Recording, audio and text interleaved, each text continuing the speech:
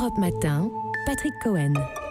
Un tout petit coup d'œil sur le temps avec vous, Laurent Cabrol. C'est un vrai temps d'automne, avec un ciel couvert, avec des petites pluies ou des grosses pluies selon les régions. L'évolution tout de même vers un peu moins de pluie sur le littoral méditerranéen. Dommage, on en a besoin sur le Languedoc et le Roussillon. En région parisienne, ça va un peu s'arranger. Et cet après-midi, quant aux températures, elles vont se situer entre 19 et 23 degrés. Température presque identique à celle d'hier. Merci Laurent Cabrol. Europe 1, 8h30. Patrick Cohen. Voici la revue de presse de Marion Lagardère. Bonjour Marion. Bonjour Patrick, bonjour Julie, bonjour à tous. Dans la presse ce matin, la France une nouvelle fois frappée par une attaque terroriste. Une scène d'horreur, titre La Marseillaise, une attaque infâme pour Nice matin. La Provence publie la photo des sauveteurs qui tentent en vain de réanimer les deux victimes. Le choc, titre le journal, dont la une est imprimée en noir, large bandeau noir aussi pour le Parisien qui illustre l'effroi dans la ville. Et puis, dans Midi Libre, il y a cette photo d'une des jeunes femmes. Elle est à terre, en sang, ses cheveux étalés sur les dalles du parvis lui couvrent le visage. Les secours ne sont pas encore arrivés. Tant pis pour la pudeur et le respect des victimes, semble dire le journal. Il faut frapper les esprits. Dans son édito, Yann Marek fait monter les enchères de la psychose. L'arc méditerranéen est cerné, dit-il. Il y a eu Nice, Barcelone, Marseille et demain Montpellier. Comment douter de la pertinence de l'opération Sentinelle ? Comment justifier l'arrêt de l'état d'urgence ? La bougie allumée et la tour Eiffel en berne, ça ne suffit plus. Une accusation de laxisme qui contraste avec le ton d'un autre édito, celui de Jean-Michel Marcoul dans La Provence. Son texte imprimé en blanc sur fond noir appelle à résister. C'est la seule voie possible, dit-il.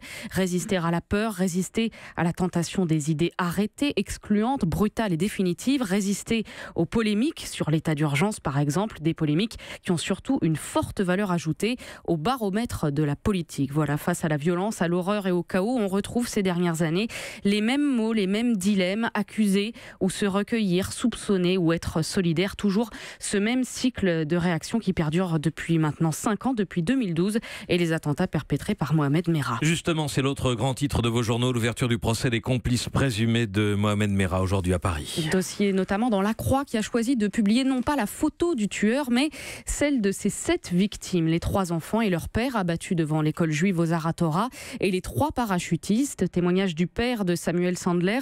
Si j'assiste au procès, dit-il, c'est pour perpétuer la mémoire de mon fils et de mes petits-enfants, mais c'est aussi pour contrebalancer la notoriété de l'assassin. La journaliste de La Croix raconte qu'il ne supporte plus de voir le nom des Merah s'étaler dans les médias. Priver de nom ceux qui nous ont privés de vie, demande-t-il. De ce procès, les familles de victimes n'attendent pas grand-chose. Plusieurs n'iront pas aux audiences. Je suis incapable de haïr, dit un parent. Un autre ajoute que de toute façon, il n'y a rien à comprendre. Et puis, il y a la mère de Mohamed Legouad, l'un des militaires tués, qui, elle, ira au procès pour dire combien sa religion n'a rien à voir avec celle dont se réclame l'assassin. C'est la double peine, explique son avocat. À la souffrance d'avoir perdu son fils s'ajoute le fait d'appartenir en tant que musulmane à une communauté de plus en plus stigmatisée. Son fils avait l'amour du service à la nation tout en étant très attaché à sa confession. Étonnant destin croisé, écrit la journaliste, que celui des 2 Mohamed, qui avaient le même âge, 23 ans, étaient tous les 2 issus de l'immigration algérienne et avaient grandi en cité HLM. Enfin, à lire aussi dans Le Parisien cette fois, l'interview de Loïc Ribert, militaire rescapé, aujourd'hui tétraplégique. Il reçoit le journal dans sa chambre à l'Institut National des Invalides. Sur les murs s'étalent les photos de lui en uniforme avant 2012 et au-dessus de la porte, les paroles de la Marseillaise.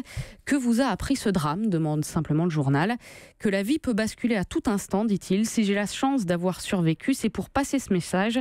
Accrochez-vous, ne désespérez pas, soyez combatifs et profitez de chaque seconde de l'existence. Autre titre incontournable ce matin, le référendum réprimé en Catalogne. Et le quotidien espagnol El País parle d'une crise institutionnelle grave. Son édito met le président Rajoy au pied du mur. Certes, il faut défendre la loi, dit le journal, mais il n'y a pas que la loi.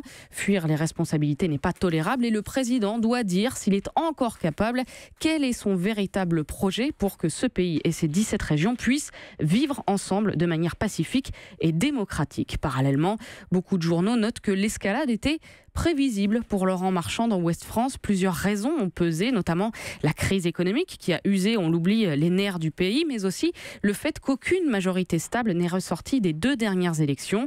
Ceci explique peut-être le choix de l'autorité, de la brutalité. Si Rajoy cherche à se montrer inflexible, explique Ludovic Clamant dans Mediapart, c'est d'abord parce qu'il doit satisfaire ses propres électeurs conservateurs. Il a trop à perdre vis-à-vis de son électorat traditionnel en acceptant une telle consultation. Il a donc choisi d'incarner la défense de la légalité espagnole pour ne pas se faire piquer ce rôle par le parti libéral Ciudadanos.